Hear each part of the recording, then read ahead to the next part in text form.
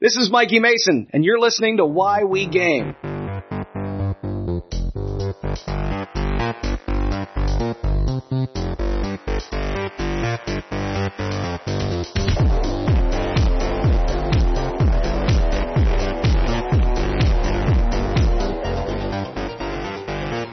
I'm Brodor. This is Why We Game. This evening's guest is Dan Repperger. Dan, how are you? And welcome back. I'm doing great. I'm doing great as well. Our prep work.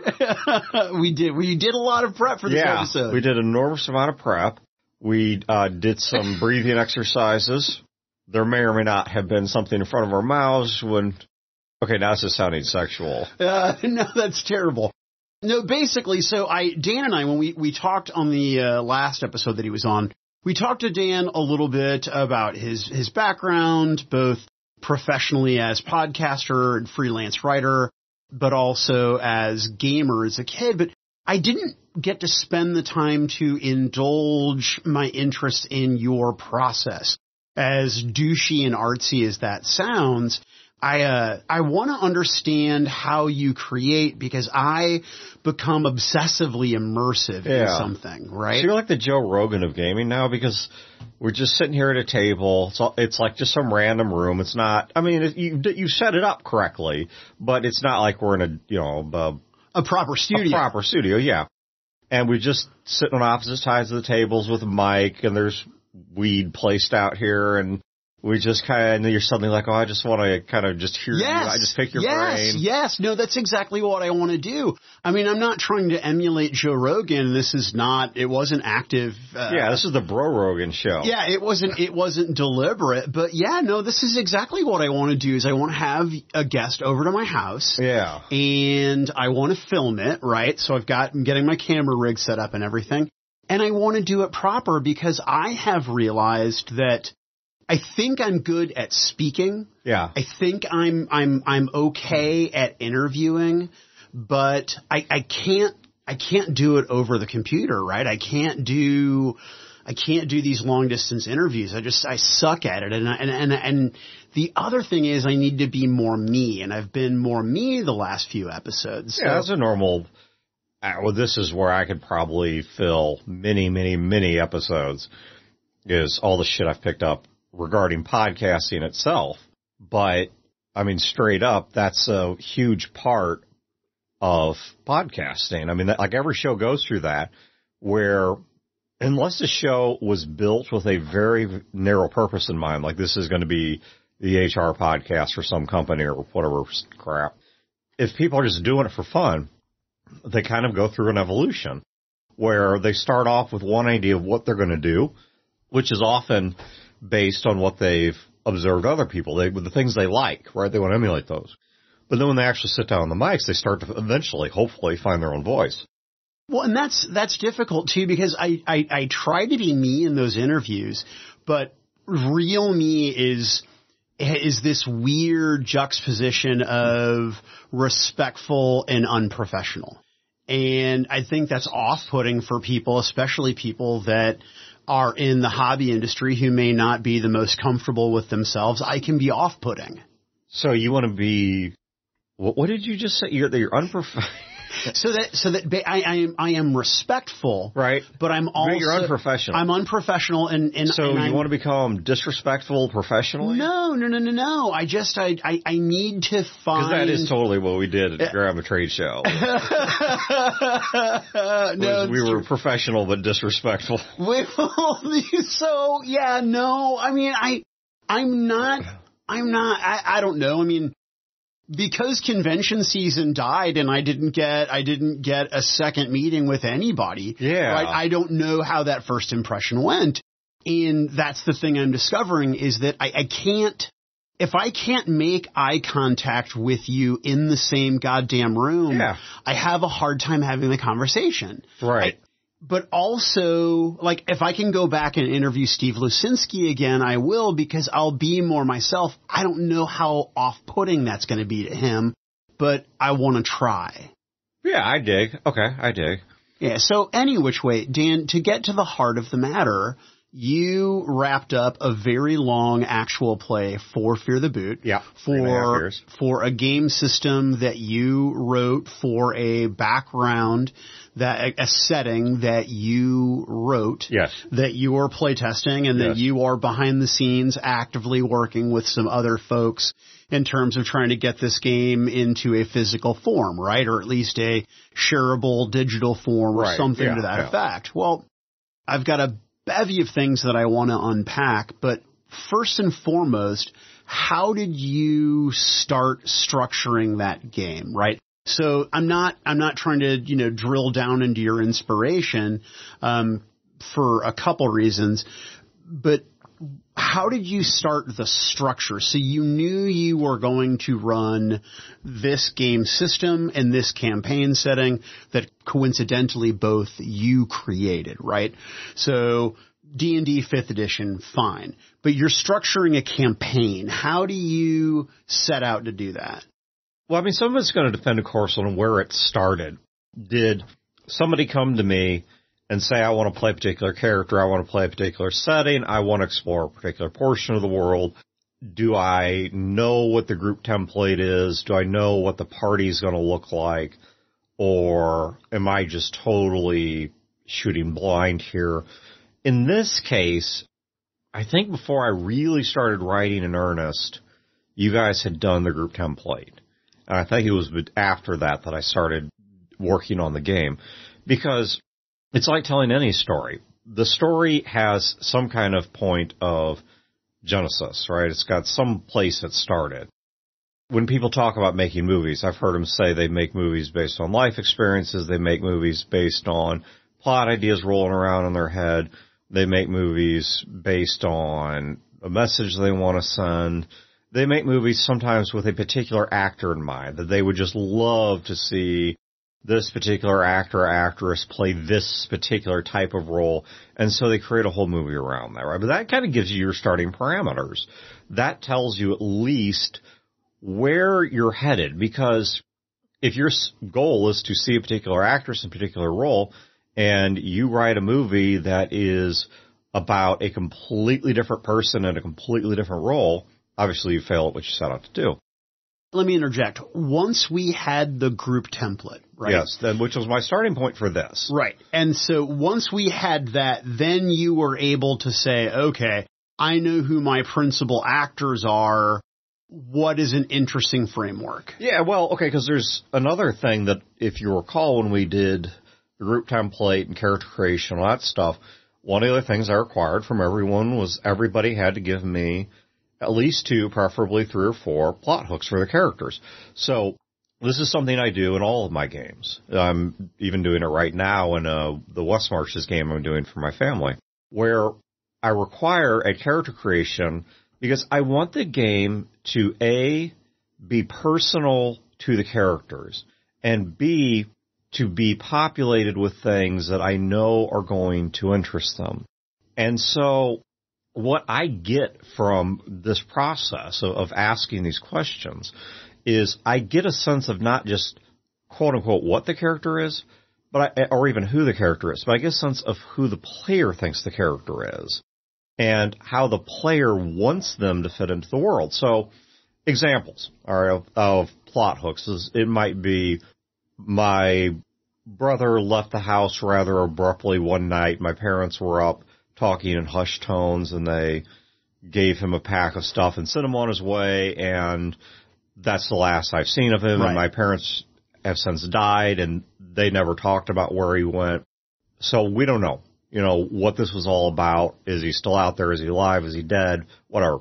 It might be something like, I really want to get a major business going over here in this field. I don't care. I mean, it doesn't matter, right? But I want them to give me some hooks, some unresolved truths about their character, things they don't know, things that are still playing out. I have a rival. That was one Wayne gave me, was he wanted a rival merchant that he was sort of squabbling with on and off. And I don't know that I did enough with that character, but the character was in there. Well, and that's difficult in and of itself, just to go, juggling all of those hooks and meeting those demands is, I mean, that's an episode. That's a conversation in and of itself. Yeah, but that's okay. But that is part of it. So I'm not going to necessarily use all this when I'm writing the original game, because when you sit down and get started, this is a completely untested plan. You have no idea how the players are actually going to interact with what you've created, meaning you don't know what they're going to like and not like, but you also don't know what they're going to do with it. There's a story I have told probably a few too many times on Fear the Boot, where a D&D game I was running got radically redrawn because in like the second or third meeting with the big bad, they talked him out of his plan. And he actually flipped sides and joined the good guys. So I had to completely rethink the way that game world works. And because all their negative encounters with this guy, you know, and all the plot points I had built around that or what he's up to and they're all gone. I mean, now I might be able to recycle some of the ideas, but I've got to, plus on top of that, I mean, okay, it's a bit video gamey. I don't think a game has to end with a big bad, like defeating the Mega Wizard or the Mega Dragon or whatever. I think it's an overdone trope, and I think game masters need to realize they're doing it and potentially stop doing it. Because, and I'm not, maybe it makes sense, and maybe it's what you want to do, and that's fine. But I'm just saying that a game does not have to end the way a video game does with a final boss. Right, but if I run my game in that I do X number of encounters per session, and fighting is the thing that we do, and our role playing has 2 L's, then yeah, big bad at the end makes sense. Yeah, I mean, or if that's what you want, or I mean, it's fine, whatever. It's not for me gaming, but. Well, and I wouldn't say it's not for me. I'm just saying. And I've done it a lot. Yeah, you just don't. I'm just saying you don't have to do it. Sure. You know, the Skies of Glass game did not end with the party having this all-out shootout with. I mean, yeah, there was tension, and yeah, there was some conflict, but it wasn't like you guys encountered the World Serpent and had to defeat it or something. Right. Actually, I guess there was kind of a World Serpent in that game, and it was friendly to you anyway. But the point being, this starts to build out pictures of, right, if I'm going to write this game, this starts to build out pictures of what are some of the things I can draw from. I'm accepting, once again, this is not going to necessarily survive contact, but I sit there and I think about the game world, and I think about what you guys have said about the game or how one player sold it to another. I think about what you said are your plot hooks. I think about what I want to experience in the game, as Chad regularly harangues before, probably not enough. But I pick some inspiration out of that. I want you to imagine if I just took flashcards and wrote various things on them, events, characters, questions, whatever. And I don't know, I did a whole lot of these. And I just spread them out on a table, 100 of these, and said, use as many or as few as you like and give me a story. You're insane if you try to use all 100. And on top of that, you're not going to like all 100. And some of them may not even work together in the same story for one reason or another. But you can look at this and you can dip into it and you can say, well, these are the ones that I do like. These jump out at me as inspiration. And so I might say, well, this one particular plot hook by Brodor, and one of the plot hooks that Wayne gave me, these are definitely interesting. And there's something Chad said about his character that he didn't raise as a potential plot point, but there's no way I can't not mess with that. And then you know what? I really want to tell a story about intrigue and subterfuge and all this stuff. So I kind of want that in there. Now you get the ingredients of your stew. And this is where you start to connect dots, connect any dots. One of the things we do when we're doing group templates is I insist that every character has to be connected to at least 2 other characters. And also you do it in such a way that there's no circles. So you don't have, like, if you got 6 players, you don't have 2 groups of 3, right? There has to be generous crossing around the points of the people. And the way that I usually see that play out is one person will draw one connection. Chad will say, hey, Brodor, I'm thinking about making this, this, and this. You want to be my brother? So you're like, okay. So you yes, guys, I do, because that is super, super low-hanging fruit, and I'm in. Yeah, right? Yeah. But it doesn't matter, because it works. Brothers are a real thing. You know, this is, there's tons of stories to be told about brothers. But you grab it, right? Okay, so you work with that. And now you guys are connected. And all of a sudden, as Wayne's sitting there, he hears that what Chad has in mind is that you two attend the same college. Wayne be like, well, you know, I'm kind of making a character who's real smart or whatever. So what if I attend the same college you two do? And because you guys are just kind of more jack-offs, and I'm more of a book nerd, you guys use me for your tutoring and study help, you know, in the library and things like that. Or, hell, maybe you do favors for him, and in return he writes papers for you. I don't know, whatever. But boom, you're connected. He's connected to both of you.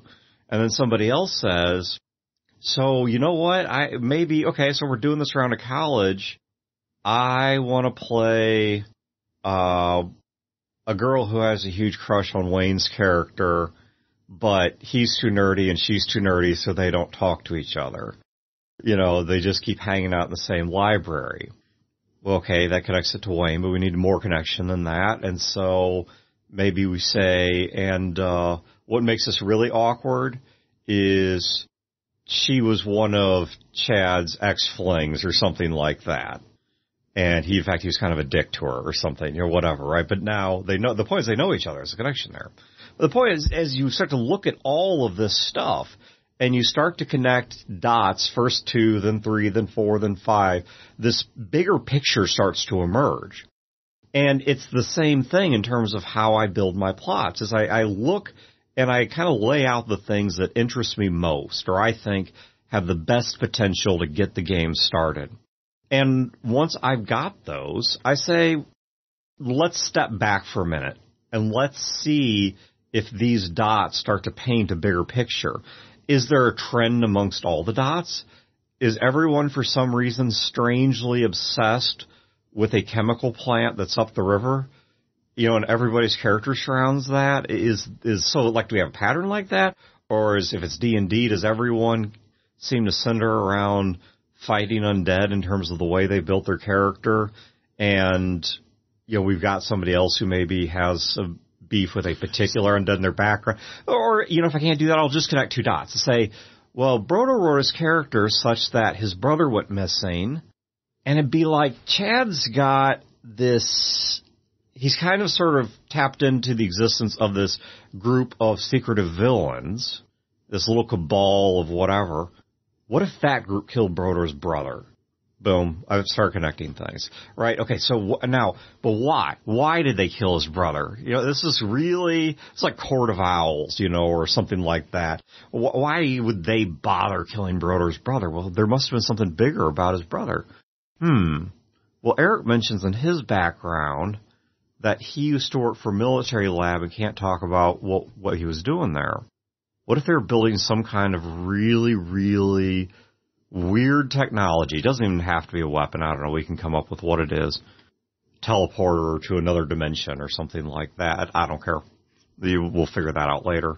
But what if Brodor's missing brother somehow came across some stolen files, dark web, hell, maybe just found them, he just stumbled across somebody's drop point. He was sitting on a park bench bored and was feeling the underside of a park bench and found a file folder there, you know, and he opened this up and boom, he knew about all this stuff, so they had to get rid of him. Or maybe they converted him and he's now running this group, which would create a great moral quandary later of, will Brodor kill his own missing brother to stop this, you know, or try to talk him out? Or how's this going to play out, right? And so a plot starts to build itself from those points. And I try to break this down into 2 parts. And if there are 2 things that I believe that Fear of the Boot has contributed to gaming, it's the group template. And I would love to say it's Session 0. I don't think we didn't invent Session 0, but we did do a lot to really hype up the importance of a Session 0. In fact, selling a lot of other podcasts or outlets within gaming on the concept. But we didn't create it. It wasn't our invention. But the two things I think we really added to gaming that did come uniquely from us is the group template and what I call the what's really going on document, which is when we start the game, you guys are going to intersect with the game world at a particular point in time and a particular way, maybe a very banal one. The game just picks up with you guys at a McDonald's in the middle of a road trip. And now, obviously, there's going to be more. You're going to get involved in the plot. Then somebody runs in there that says, I have a message for Brodor, and, says what you think was your brother's name, and says 100 miles east of here at Saint, and then drops dead. Then he doesn't get the rest of it out.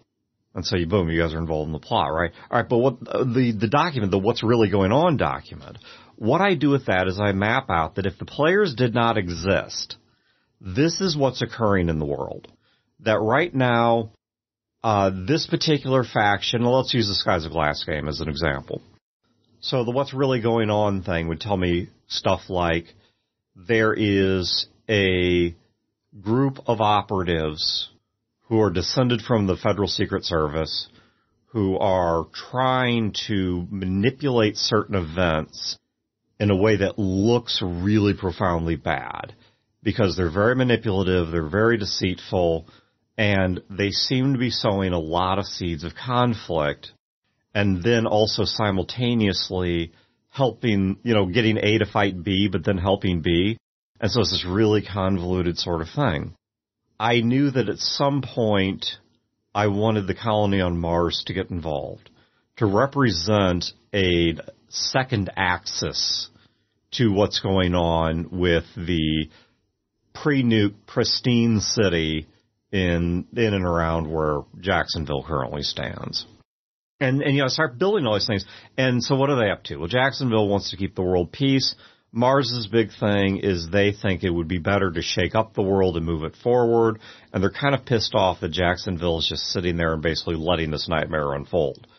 And then I know that St. Louis is both trying to secure their territory, but there's a populist and sort of federal republic movement that's picking up steam on the southern part of the country and eventually will have to deal with St. Louis in some regard.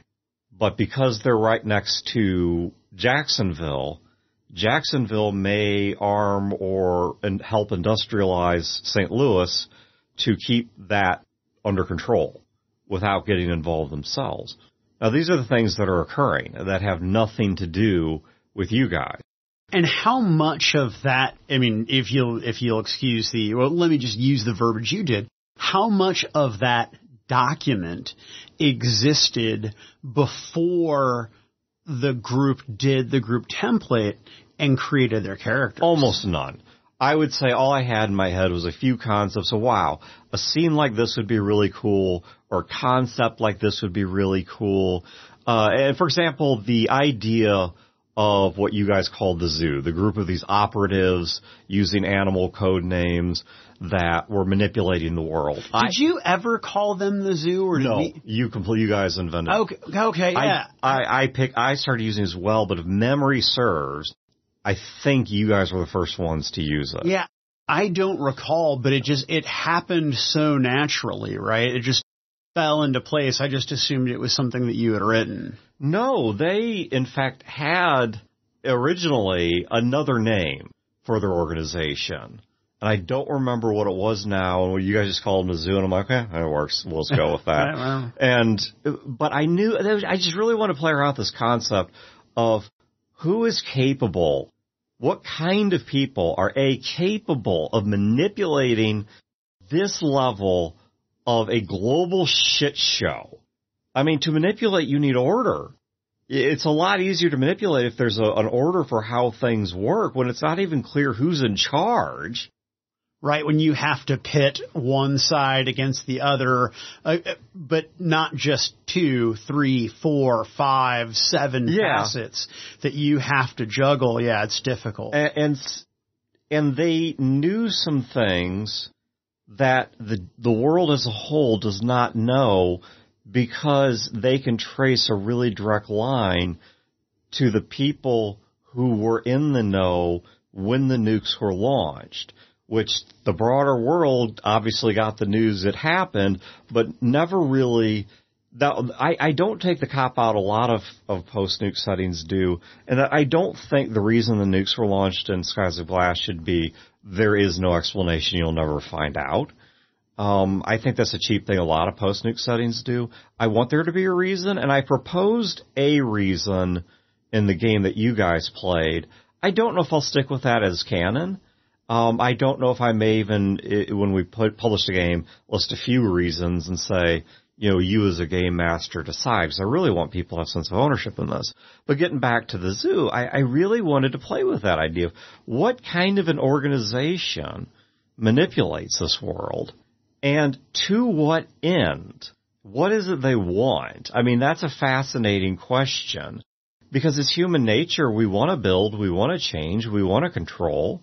But, I mean, when everything's been knocked this far back, what do you want to make out of this? But you didn't crawl that deeply into the Skies of Glass world until we had made our characters. That's really when inspiration struck. Well, yeah, because this is when I moved from, because I mean, the concept in my mind. Are you like this with every game? Is that your genesis? Is that your process? Oh, yeah. You need to know who the PCs are before you can start? No, because every time I've tried to write a game in a vacuum and said, okay, this is what I want you guys to play. We're going to play a Battletech game. I want you guys to play ComGuard. Okay? And so they make a ComGuard group in Battletech. And then I give them a Comstar campaign that I had written. I have such a gamer boner right now that if I sat down at a table and the game master gave me that much restriction on my character, I would probably weep tears of joy. Well, see, and I don't mind doing that. But here's the problem. If I already have the campaign written ahead of time, what I have found is that it's wasted effort. First of all, because you guys are going to not follow what I had in mind, or may disrupt what I had in mind in ways I didn't plan, which to me is a positive thing. That's what role-playing games are about, is collaborative storytelling, which means you guys are going to, and I'm using this in a proper verb sense, this is not me being bigoted, but you guys are going to queer my game. For anyone who's not heard the word used that way, it means to screw up, and it has nothing to do. To askew. Yes, and right. It has etymologically nothing to do with gender identities or whatever. So, but yeah, I knew that you guys, whatever I write, you guys are going to queer, and so it's some degree of wasted effort. But here's the bigger problem I found: when I start to draw you guys into the plot that I've written, you're not interested. I mean, or you kind of play along to humor me. But as I watch the game unfold, people are spending more time flipping through source books, more time playing with their phones. I'm not stupid. I know what this means. It means people are being polite, but my game sucks. And so I don't allow myself to write the games that wholly. Now, of course, it's different for con games because you have to. Yeah, unless you are really good at improv GMing, or you get a game that runs itself like Inspectors. I don't know how, I can't walk in and just trust that in the 5 or 10 minutes people are getting settled at my table, inspiration's going to strike, and I'm going to have a game for them. And so I have to write it in advance. Right, but can't you split the difference? For example, look at when you ran your Skies of Glass AP, you had your original game, your A game, and then your second game, your B game. Your B game characters and even new player came into that in a world that already existed, right? Mm-hmm, yeah. So you'd already lived inside the Skies of Glass world that the A party created. the B party is now interacting with it. Couldn't you then, I'm going to create this world that I'm going to live in, that's breathing, that has all these things going on. Yeah. And then I'm going to have my characters, or what the hell was that? Have my PCs basically experience that world, go where they want to go, sandbox it and enjoy, and sort of try to live in this world with them. I know that sounds very artsy. Yeah, but that's, I think, let me pull back the curtain here a bit, which is when you guys made the second set of characters, two things occurred on my end. One is I had to revisit how are these characters going to interact with the world. Now, you guys wanted it to be a B game, not a completely new game. And so I was like, okay, what was occurring is still occurring to some extent. I think some amount of time had passed, or maybe it hadn't. I don't recall. But the point being, in-game time, I mean, not real time. But it was finding out again how you guys want to interact with this world. You guys threw me for a bit of a loop. And I say you guys, I know you weren't there for the original discussion. When everyone's like, yeah, we want to play on Earth, but we want to be from one of the, sort of something in space. And so I was like, because obviously that changes things because their level of involvement of Earth politics is very low to begin with. In fact, their knowledge of Earth is somewhat, I mean, it's not unknown to them, but it is somewhat limited because it's filtering through multiple hands. I mean, it's not like you can tune into the nightly news because nobody's doing nightly news except one place, and so you're getting their story every time. And you guys have no way of knowing because you're not down there how much of it's true. But so that was one thing I had to do, was I had to revisit how are you guys going to interact with this world, which is why the way the B game started was fairly open-ended. I mean, it's just like I wanted to create some urgency and involvement, so there was an attack on the station. They had to find a way off the station when all the escape pods were gone, which they did. I mean, I did provide other methods because killing them all there was kind of pointless. But there was some kind of run and gun, both there and when they got down to Earth. But then where the game really picks up is, I think like a year had gone by and they had found a town and just joined that town. And I don't know. I mean, it's not to say I had no plot points. I tried to come up with various things they could bite onto, but I have no idea at this point how they actually intend to interact with the world. The second thing I did was, because of the things that were stated in the plot hooks or the character backgrounds or whatever of the new characters, I had to go back and adjust the what's really going on document. So now it is evolving throughout the game as it is, because if I write what's really going on and halfway through the campaign, you guys convert the major villain to your side, well, I have to change the what's really going on document so the world still continues and a plot still continues and whatever. And fortunately in that game it was fairly easy, because the antagonistic parties, there was more than one that had substantial power. So just sort of rotating things so a different guy was the new mastermind wasn't that hard. But in the Skies of Glass game, it's like Eric says one of his plot hooks is he built some high-end electronic device. I think he even said that it has I think he said it had an AI on it. And he had Dr. Poe, which was Brandon's character, surgically implant it in his chest. And he also put in his character background that this thing in his chest is part of some program to restore a power grid to the world to basically make the re-civilization of Earth possible. Well, holy shit. Yeah, that's a lot. So now I've got an AI. Somebody has, or at least had, a workable plan to recreate an energy grid on the Earth. And third, whoever this was had some interest in re-civilizing the planet, which shows that they knew that it was going to fall apart because there's no way an effort of this magnitude gets done post-nukes. And so, do you realize how much of the plot had to change right there? An immense amount. Yeah. So why was my immediate response would have to been cringe and been like, dude, that's way too much. Why did you roll with it? Did you guys talk about it? Okay, so a few reasons. One is I was curious to see where it would go. The other thing was I figured what I was going to do with it was going to have some vital information and would be an important plot line, not the plot, but would be an important plot line or important at some point along the plot. And the AI was going to be A, profoundly minimal, or B, wasn't real. I mean, his character is nuts.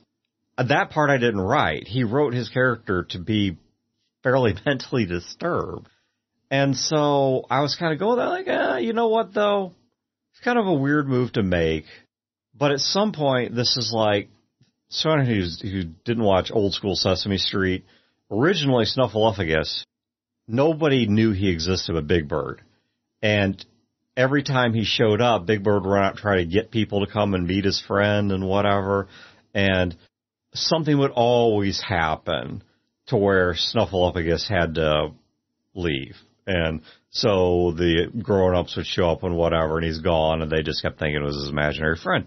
And watching the show, as not this was terribly deep, but you yourself were kind of left wondering, because there's no other character in the show that can validate that this thing exists. So is it imaginary? And apparently, over the years, that was upsetting kids and making them feel like they couldn't go to grown-ups with their real feelings or whatever because they wouldn't be taken seriously and blah, blah, blah.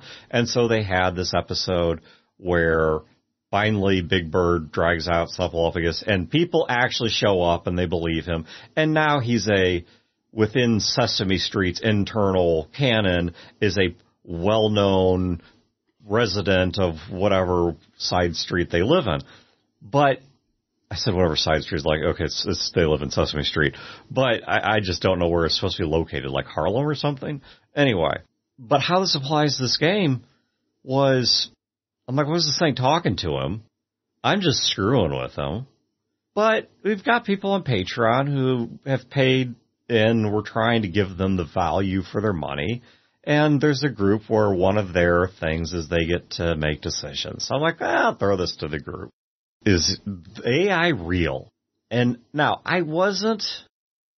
So you let listeners of your actual play vote to make key plot decisions in your campaign. Yeah. And let me tell you what's funny about that. I put it out there, right? And everything's fair game. I gave the people a poll. I was going to abide by the poll. And I was okay with either answer. But there was some part of me that it wasn't even conscious, right? It's like wearing a life jacket around water. You don't even totally notice it, but at the same time... Unless you're a short, pudgy kid and the thing's way too small for you and it's riding up into your fucking neck fat and it's embarrassing and uncomfortable. I've never experienced any of this, so I'll take your word for that. But that my life jacket there was I really felt somewhat certain in the back of my mind, not the front, because I did not put this poll out there saying, well, I'm only going to do this because I know the answer. But some part of me was like, okay, we're going to put this out there, and of course they're going to vote for, because it's much more funny if it's fake. Like, he's insane. He's got voices in his head, and because he's just nuts. Right. Nope. Zany. It was a landslide vote that it's real. Like, okay, now he has an actual artificial intelligence. And this intelligence is part of a pre-war program from people who apparently knew the war was going to happen. And it's made for a rather ambitious purpose. So it only makes sense it's going to try to follow its purpose, and it's going to have the capacity to do so. Because otherwise, why would it exist? Right. And I'm saying this just as an observer, not as someone who is an active participant, but that changes, that dictates the scope of your game, right? That that's now really not entirely, but that's a huge focal point for your campaign, right? Well, it could have been, and it was, but it didn't have to be. And let me go back to talking about watching how you guys interface with the world. Now, by the time the AI, Emma, was at her full power, no, she was way out of your last league. I mean, probably the best sign in there that she wasn't evil or malicious is the fact that you guys had not been turned into Superman 3 cyborgs. I mean, she was obscenely, in fact, you guys never went back, not just to the location she tended to show up at, but where she was actually doing her work, as she had rebuilt several technology centers. You guys have no idea how powerful she was. I mean, I'm uncomfortable with the phrasing, probably because I myself am Christian, but it was not too far from truth when I think it was Eric declared, she is a god. And it's like, I said, I'm uncomfortable with the wording, but it's not false entirely. I mean, certainly not in the biblical concept of a god, but, it's certainly in the kind of the Greco-Roman god. Yeah, she's certainly in that league. But you guys could have killed her or destroyed the device when it was innocuous, or when the only devices she had spread into was a handful of data pads. I mean, you could have backed the truck over them or whatever and been rid of that. You guys at any moment could have shown disinterest in what she had to say or what she was up to, and I would have just pushed her into the back. You guys at any moment could have just said, you know what, screw this, we're calling Jacksonville, there's an AI here, come pick it up and have plenty of Faraday cages handy. And, you guys, but that's not what you guys did, right? We just kept pulling that thread. Yeah, you kept pulling that thread, and you made no real attempt to stop her spread. You made several characters had very humanizing conversations with her. When you guys saw what she was working on, I mean, and you guys didn't see the full thing, but when you saw some of the pieces, like what she had done at that military bunker near Amboy, you guys just kind of shrugged your shoulders and went about. You opted to, you alternated between pulling the thread and benevolent neglect. And so it just kept growing. I mean, like any other weed, it just kept growing. But the thing that is really remarkable, though, when you talk about that world and you talk about that game away from any individual game session, you have a lot of depth of knowledge of that world, which, you created it. I know that's a stupid thing for me to say, but what I mean is that it feels lived in, right? Yeah. And it's remarkable to think that most of this was created because the Skies of Glass has existed for a long time. Yeah. But since, the early to mid 90s. But yeah. But the most of what we experienced was fresh, new stuff, but you were prepared for contingencies. Even talking about it now, it's obvious that if we had made a variety of different decisions, you were prepared for those contingencies and truly would not have been bothered if Emma was not a plot thread, right? Where most game masters would have set out, they've got their one thing, right? And if the players don't gravitate to the one thing, they get butthurt. Yeah, well, it's the difference, and let me add a new metaphor to the gamer parlance. We've used it once or twice on our show, but there's the metaphor everyone knows of the GM Railroad, where the game master has a very, very narrow plot laid out, a very narrow set of ways that they expect people to interface with that plot, and oftentimes punish people in either an aggressive or passive-aggressive way if they veer from that. And it's got to be one of the worst possible traits of a game master. If you really feel that strongly or you're that inflexible, great, write a book. And maybe the book will be great, but don't pretend for a moment this is a participatory sport, because it's not. But there is a truth that I think works in more games than not. Now, I realize there are games where this is not true because it's very, very open world. It's very sandboxy. It's very player decisions drive all the action, and that's the intention of it, and that's fine. But for most games, right, the GM has some kind of plot, some kind of intention. It's not just a sandbox. And they've written some kind of plot, they put together some NPCs, whatever. And the way that I think a game is best run is everyone has to understand that they're on a road trip. Not on a railroad, but on a road trip. There are multiple lanes on the highway. There are side roads you can take. There are gas station and a McDonald's town that you can pull off the side of the road and check out. And maybe you end up spending a lot of time there. Maybe you decide to live there for several months for some weird reason. But ultimately, you're getting back on that highway and you're going somewhere. And I don't think it has to be super defined the way that, a railroad is.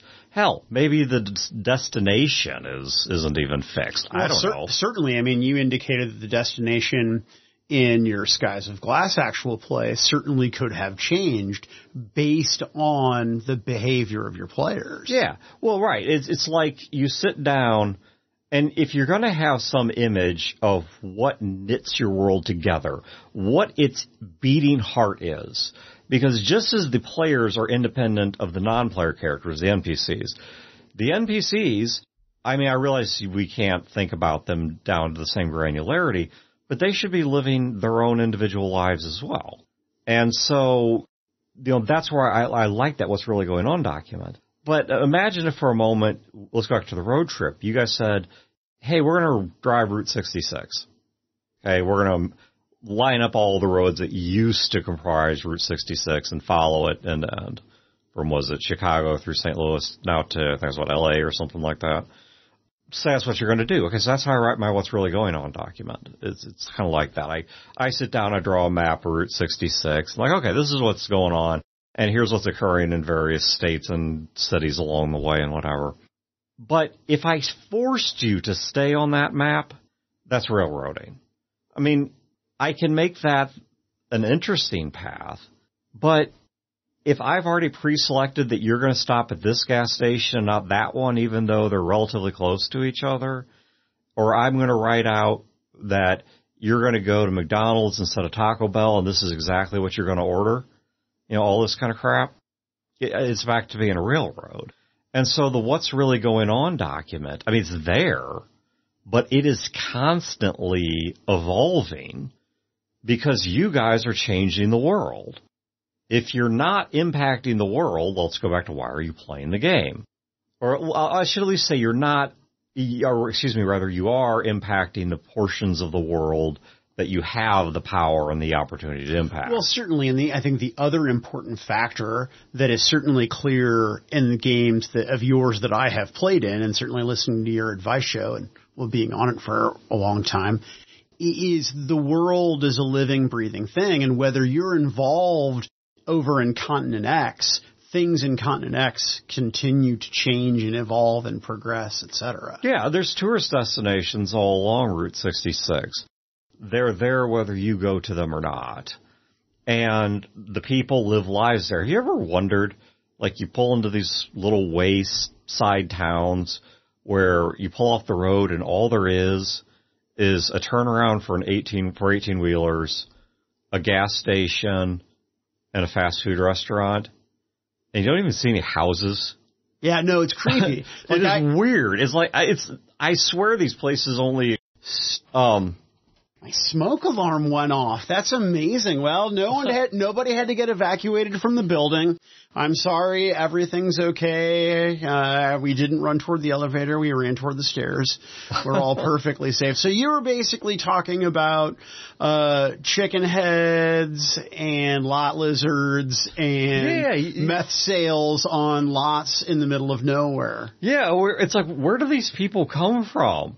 I mean, where do they live? Do they just exist here only when I'm there? Is this like some kind of strange Twilight Zone thing? No, I really do think it is some sort of, Neil Gaiman-esque Neverwhere, where there is access to other worlds that we just don't know, but sort of the perpetual transient population of sex workers and serial killers and in basically, I know you're not supposed to say the word because it's not woke, but hobos, right? People that live that sort of transient lifestyle. I think they know things that we don't know, sort of a Clive Barker, esque.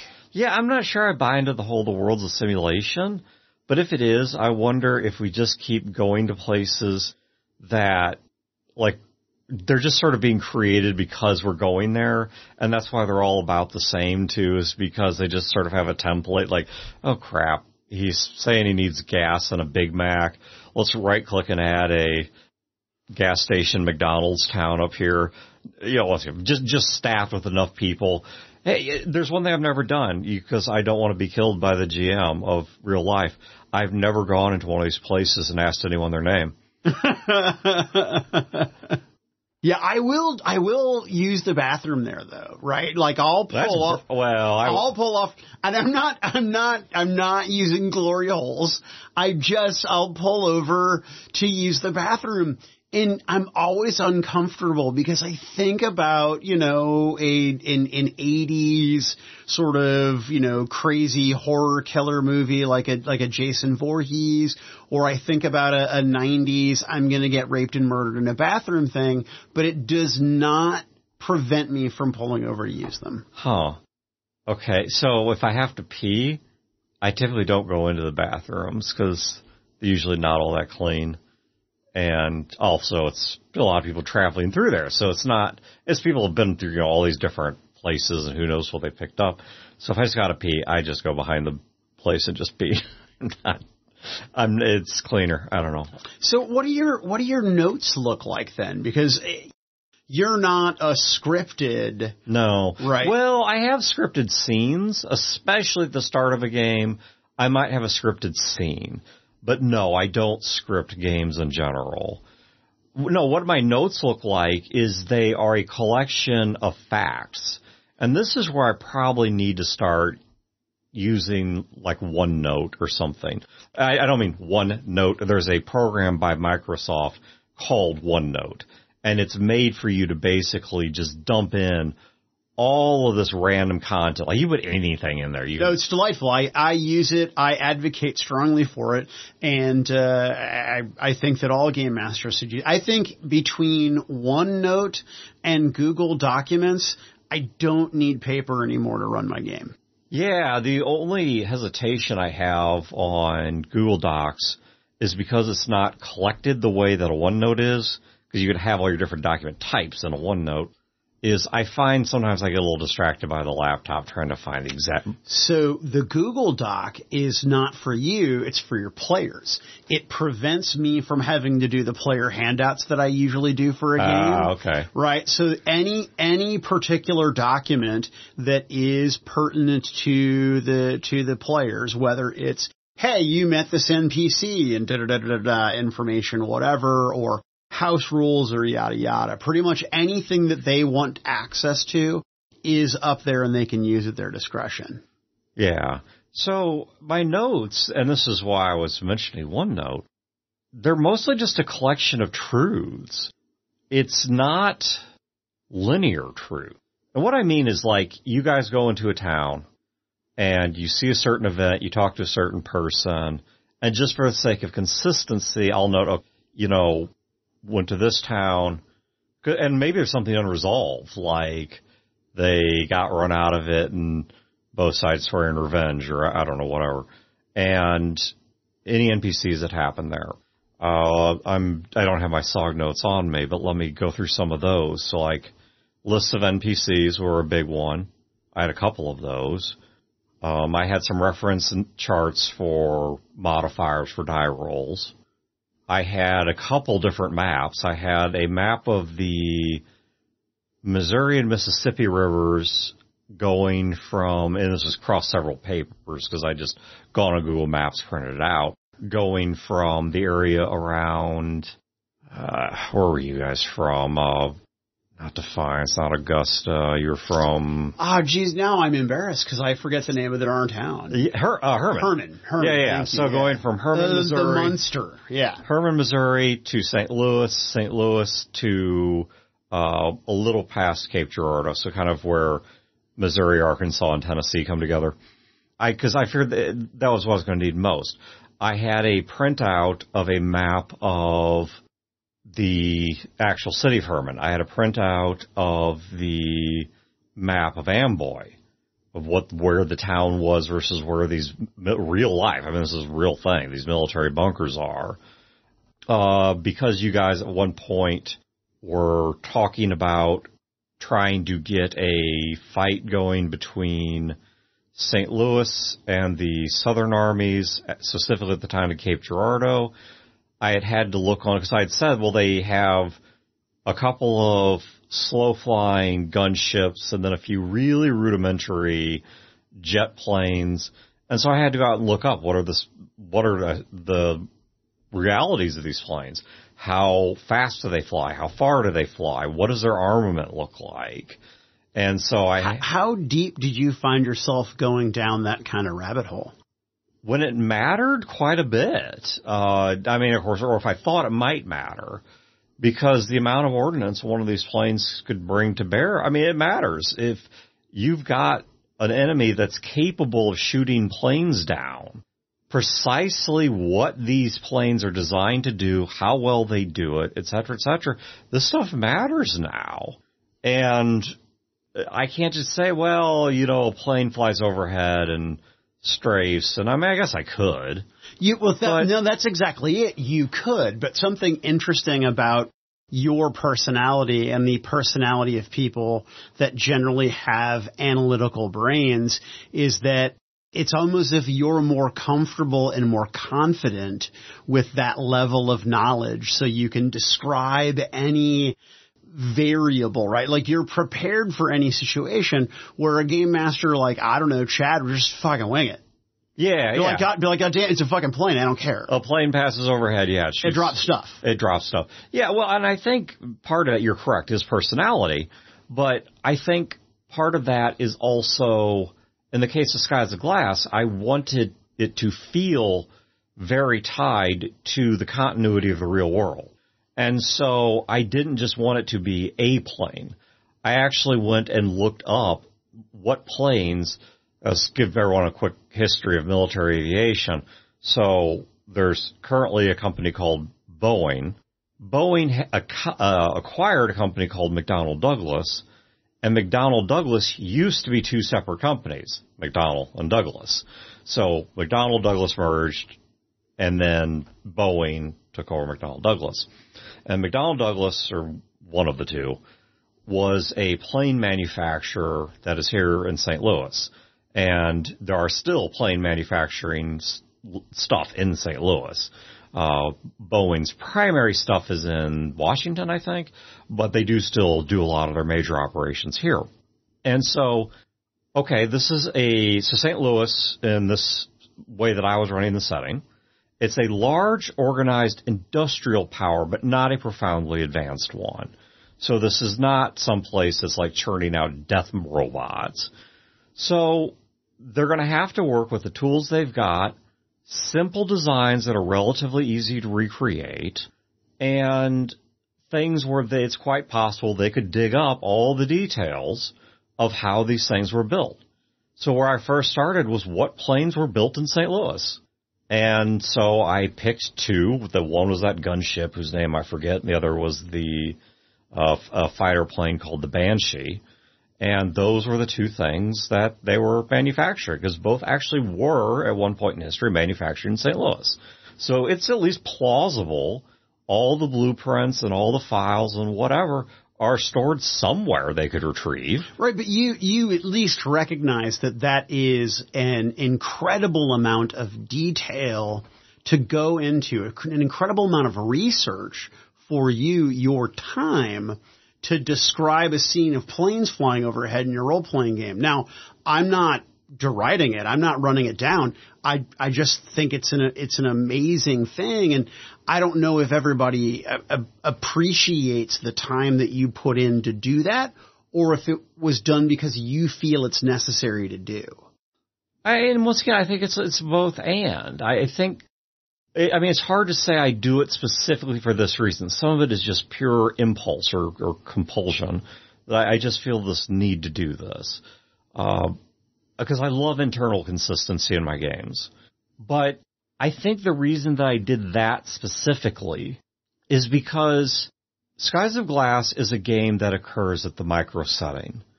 It is a game where, I mean, you guys had an unusual trip through that game because it was very high-tech. It's not supposed to be. And it took place at least at a national level in terms of the nation, of what was once the borders of the U.S. It had implications, though, that were well outside of that. And that's unusual. It's not how the game is meant to be run. It's meant to be like, we are in this cluster of one town in the wilderness. Do you regret the game going that way since it was the first AP for your first IP? I kind of do, yeah. To be completely honest, I kind of do. And part of it's my fault, part of it is not, but I do feel a little regret that it went that way because of the fact that I feel like I misrepresented the world, especially to people that are interested in picking it up.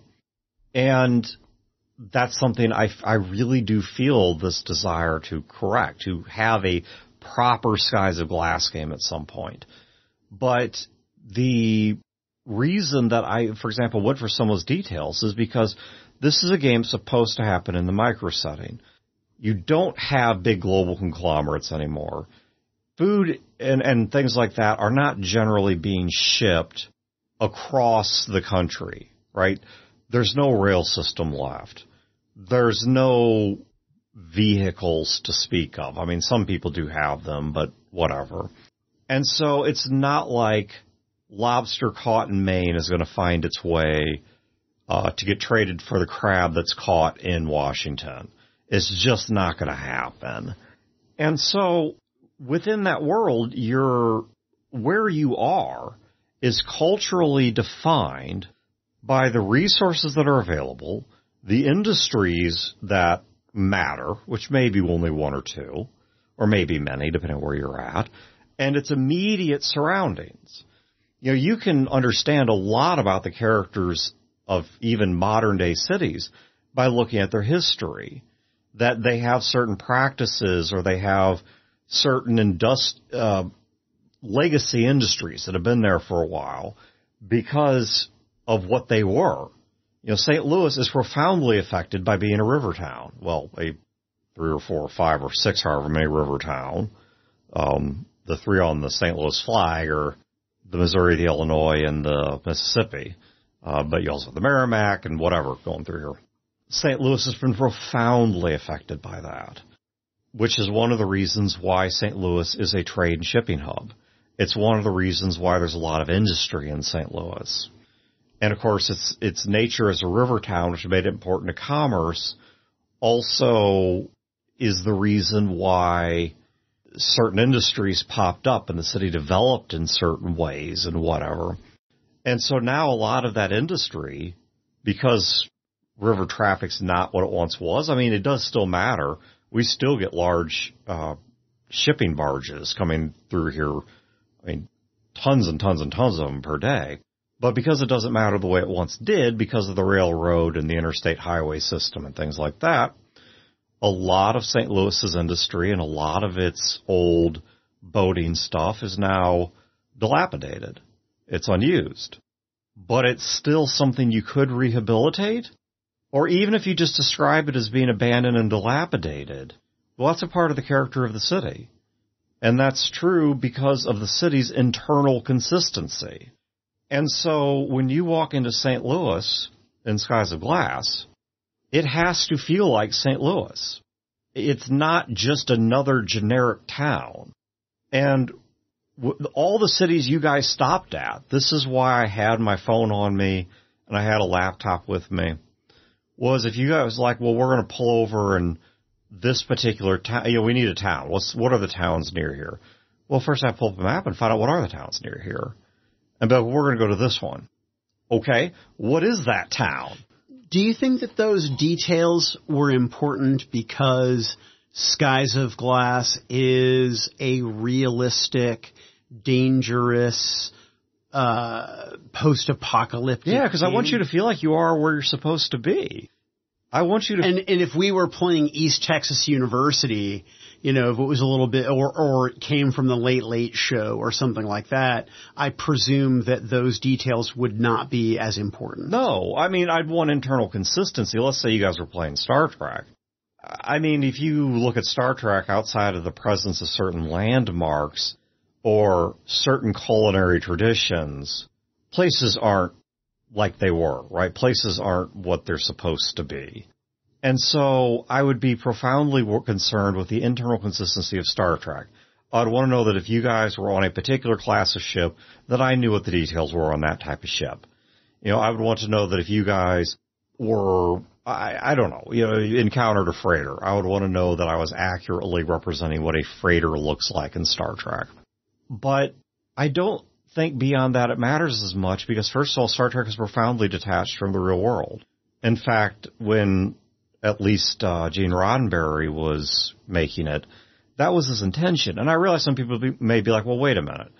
Star Trek was heavily influenced by World War II, among other things. It was, the Klingons were stand-ins for the arguably the Russians or Germans. The Romulans were stand-ins for the Japanese, and even the confusion of Romulans look like Vulcans who are our friends was a reference to the internment camps that America had for the Japanese, because based on appearance, we couldn't tell friend from foe. Is that real life? I didn't know. Yeah. I had no idea that Star Trek was that.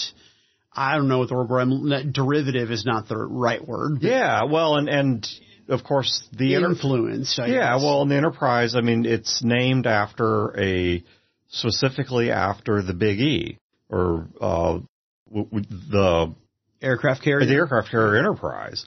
And its prior name before the show released, the sketch name they had when they were just dueling out the world, was the Yorktown, which was another U.S. carrier. But the ship fundamentally functioned much more like a destroyer. I realize its technical classification's a cruiser, but if you look at the way it was armed and the way it behaved, it functioned like a World War II destroyer.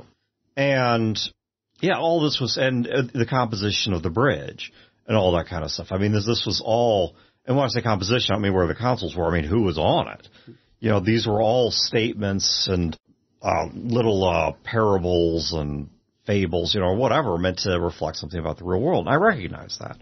But ultimately, it is filtered through a lens that is so sufficiently rotated that what matters in Star Trek is not that a Romulan looks or behaves, when I say looks, I mean culturally, not physically, like the Japanese. The Romulans have their own canon to them. Like I said, I realize it is influenced by real-world events and such. I realize that. I'm not a moron. But my point is that it has taken on a sufficient life of its own such that its internal consistency matters more than it being consistent with the real world. What does St. Louis look like in Star Trek? I don't even know. I don't know it's ever been shown. And it ultimately wouldn't matter. I mean, apart from maybe I'd throw in the obvious one of the Arch is still standing. Maybe they still have a Cardinals baseball team. But do I really need to have Laclede's Landing still there? No. Do I really need to have that, the replicators here and here alone make crab rangoon and toasted ravioli? I mean, conversely, in a Skies of Glass game, having the landing, and having a crew of street thugs that basically run extortion on all the local markets and traders, etc. That is interesting, right? Yeah, well, and so much of a place is built from its truths. Let's take industry's an obvious example. Towns tend to sell things based on what they have available. Now, that's not always the case, but it's based on what they have available. Now, that could be a educated labor pool. And so, like in St. Louis, you have the Washington University School of Medicine and their, Center for Advanced Medicine and all that stuff, doing, world-leading biotech and medical research. It's based on the talent that's available. But what's the other stuff we do? Well, why does St. Louis brew and export so much beer?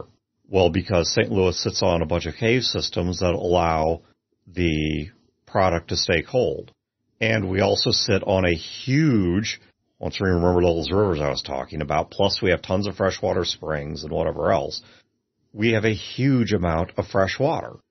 And so St. Louis, because of what it is and where it is, became the natural home for brewing. Or that's one of its industries, right? But then in turn, brewing has shaped the city. Where do the Cardinals play? Busch Stadium, named after Anheuser-Busch. The Busch family purchased Ulysses S. Grant's farm and turned it into a tourist attraction for a combination of history, nature reserve, and beer. And for a while, I don't know if this is still the case, I don't believe it is, that's where the trademark Clydesdales were stable, and you could go in and see them. And, right, so how much of St. Louis has changed because of beer, and beer is in St. Louis because of springs, rivers, and cave systems. There's the holisticness to the setting. Why are people here? Let's just say you walk into a restaurant. They don't have a lot of citrus fruit, because it doesn't grow here. They don't have, if we're not counting rivers, they don't have a lot of seafood. We're not near the sea. So what's it going to have? Well, there's a reason why in Cape Girardeau, I don't know if you remember the muffin lady or not. What does she grow? It's a corn-based muffin that has apple and some local spices baked into it. Why? Because apples grow wonderfully around here. Corn grows wonderfully around here. Right. It's what she could get. Exactly. You're in Cape Girardeau. Now, if I dump this over to another setting, I think what I have to ask is, what does it matter? What does it take to make you feel like you're in a place?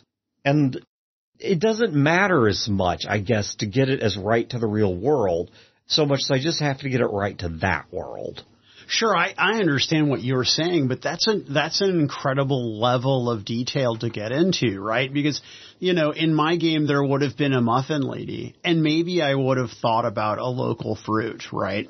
But I certainly wouldn't have thought about corn flour versus wheat flour, right? Like those things would not have crossed my mind. Not that it means I'm a bad game master. That's a level of detail that I don't. Well, and I don't know. I mean, I'll be interested to see as I GM some other games for you, how those come out for you. Because I think you're going to see some differences from Skies of Glass, because Skies of Glass, once again, it's so important to me that you feel like you're where you're supposed to be. Conversely, if the game took place in Seattle, well, you'd be encountering a whole lot more crab and whatever, and even less in terms of citrus fruits and things like that. I mean, yeah, some of it definitely is just, it's what the game calls for. Just like you can't play Star Trek and not know at least the gist of the Star Trek technologies. What is a transporter? How does it work? I mean, obviously not in specific. Yeah, replicator, phaser, tricorder. Yeah, precisely.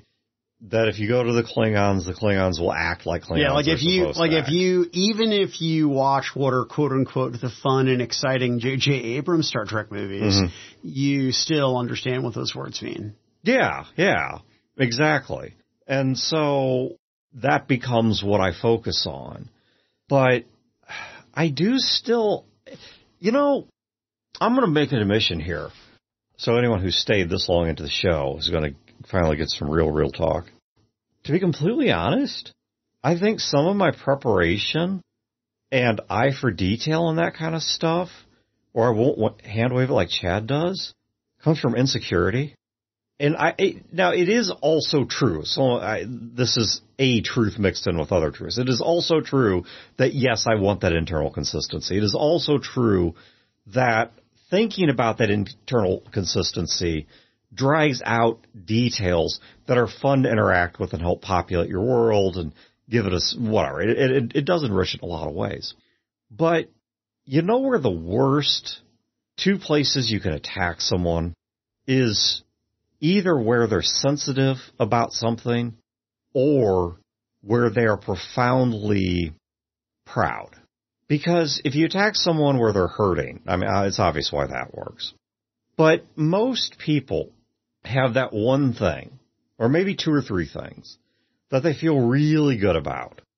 And they like to be recognized in that area, and they don't want to be shown up.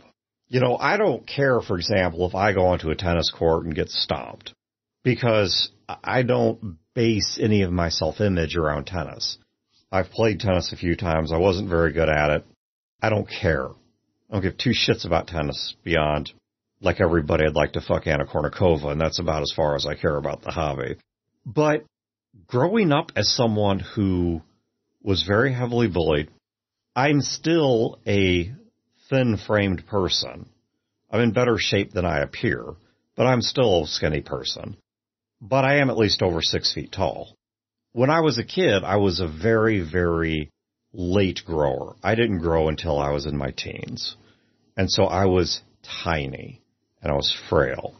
And I wasn't good at sports. I was not good at a lot of things. But the one thing that everybody admired and complimented about me was my intelligence. Now, I accept there are people out there that are smarter than me. I accept there are people out there, certainly within a particular area of expertise, are smarter than me.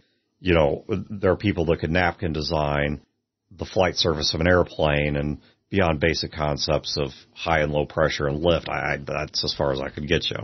But when you prep something that's based on creativity and intellect, and everyone just sees the obvious holes in it, and you're not like Chad, who kind of takes control and says, it's an airplane, who cares?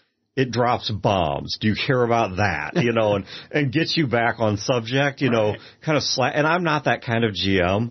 I'm a little bit more of a soft touch GM. Then to me, it becomes, it's a bit of insecurity, you know, that I don't want to look stupid in terms of what I'm doing. I don't want to look unprepared. I don't want to look like I didn't do this right because I didn't know how. And I think this was an unintended consequence, but I think doing Fear the Boot has made that worse. Because supposedly, and we're not, right, but supposedly we're these great gurus on gaming and the game industry and whatever. Yes, we've thought about it a lot. Yeah, we talk to people in the industry. Yes, I know some things that most people don't. I don't see myself as some savant of all things gaming. I'm looking at Brodor's bookshelves of board games, and there are far more titles I have not played than ones I have played. I mean, gaming's a big thing. I mean, the same thing's going to be true of role-playing games. Looking at the role-playing games behind them, and same thing. There's some I've played. There's some I haven't played, but I know the gist of them, so I could explain them. If somebody asks me, oh, what is that? I could explain it. And there's others I don't know the foggiest first thing about. But so I got to run an AP, right? And if my game is just a shit show and it goes on that way, I mean, for a little bit, we can laugh about it and say, okay, show material. Well, you know, dissecting why this went wrong is, you know, that's how we talk about Fear the Boot. It's a monument to our failures. We've been failing forward for a long time. We're just very contemplative and introspective about why we fail. And thus we fail forward instead of just failing in place or failing backward.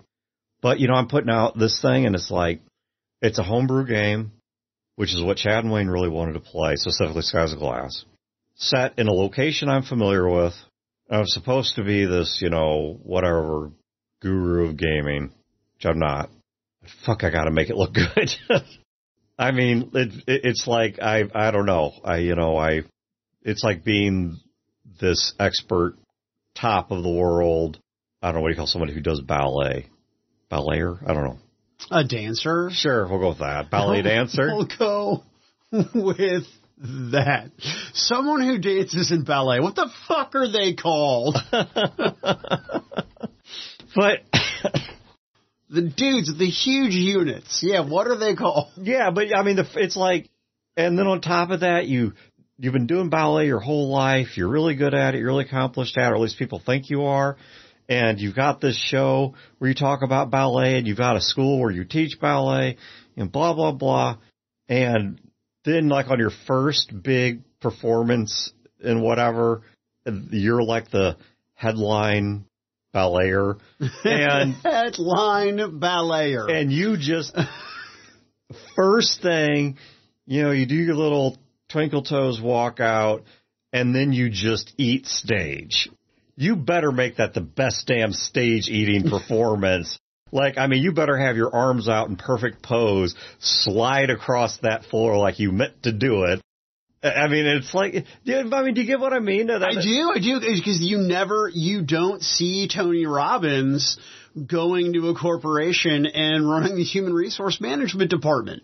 It doesn't happen, right? But you're totally spot on, right? That's why Eric's so fucking brave, because he just keeps doing APs. Yeah. But you're right. You have to put it out there. For years, you've been giving people advice on how these games work and how you should run them and how they're played well, etc. But now you have to be like, hey, guys, I'm going to put my money where my mouth is. Yeah, well, yeah, and we waited a long time to do it. Eric did it relatively soon. And Eric also, at least the ones I'm aware of, these were not homebrews. And just so for people who don't know, we're talking about Eric Ousley from Gamers Table. Yeah, gamerstable.com. But yeah, he's also participating in our actual plays. And he went for that quickly, and he's not running homebrew, so he's not got that on the line, at least not the games I'm aware of. And he runs a lot of game, and he tends to run them quickly, and they tend to be relatively short. And so he's following much more of the model that Chad suggests of just you find your successes by failing fast. And I don't mean to say I think his games are failures. I don't mean that at all. But the point is that he's got that room where if one game sucks, no biggie. It was only 4 sittings long, and the next one's about to come out. It's a different group of people, and blah, blah, blah. And you don't really quite notice it all that much. It's like with McDonald's fries. I don't want to talk so much about McDonald's. Maybe it's because you gave me the weed. But there's a McDonald's by me. It's 24 hours. I might drag you down there. I'm not leaving this fucking house, man. I'm telling you that. Well, that's kind of a, well, never mind. I can't say this on a recording, but I'm just saying it's a bad idea to hand weed to, somebody that might make some bad decisions. You're an adult and you can do your own thing, you adult. No, I need you to come with me and keep me safe. I do not. I'm not leaving this house. It's West County is profoundly dangerous. Yes. Yeah, it's so true. Well, oh my God. Well, okay. When we've gotten into the white privilege portion of the episode and the part where people are taking sidearms and, abducting you to go to shitty fast food plastic, I think that is where we wrap this one up. Dan, thank you so much. It is a blast. I have a much better understanding of you as a game master now than I did for having played with you all that time. This venue seems to be a little bit easier for people to kind of open up and, discuss things a little bit differently than at the time. So thank you. Well, thank you for having me. I'm very angry, but thank you.